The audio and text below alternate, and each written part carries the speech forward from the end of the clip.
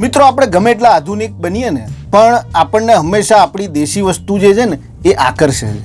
તમે હોટલોના નામો અત્યારે જોજો, દાદીમાનું રસોડું, નાનીમાનું રસોડું, મામાના ઘેર જમણ. ધાબા ઉપર તમે જોજો ચૂલાના ઢોસા, ચૂલાનું સેવસળ, ચૂલાનું કાઠિયાવાડી ભોજન.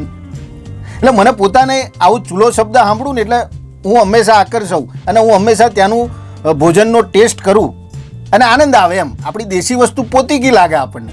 તે હમણાં મારા ઉદયપુર બાજુ કામ હતું ને તે હું જતો હતો અને સારું શામળાજી વટાયું, રતનપુર બોર્ડર વટાઈ અને ગાડીને પડ્યું પંચર. તે પેલો પંચર બનાવતો હતો એટલે મેં કીધું થોડો આંટો મારું. તે સહેજ આગળ ગયો ને તે એક જગ્યાએ લખ્યું હતું કે ચૂલાના ફળોનો રસ. ચૂલો શબ્દ આવ્યો ને એટલે મેં કીધું આ કંઈક છે મજાની વસ્તુ. તો હું ત્યાં ગયો, કાકા બેઠા હતા. મેં કીધું એક ગ્લાસના કેટલા છે? મને કે 30 રૂપિયા. મેં કીધું સારું એક ગ્લાસ આપો.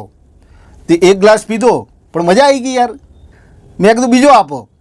તે બીજો ગ્લાસ ઠપકાર્યો, બહુ મજા આવી.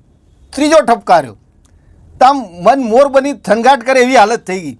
તે મેં પેલા કાકાને કુતૂહલવશ પૂછ્યું કે હે કાકા, મને કહેશો કે હું શું પી રહ્યો છું?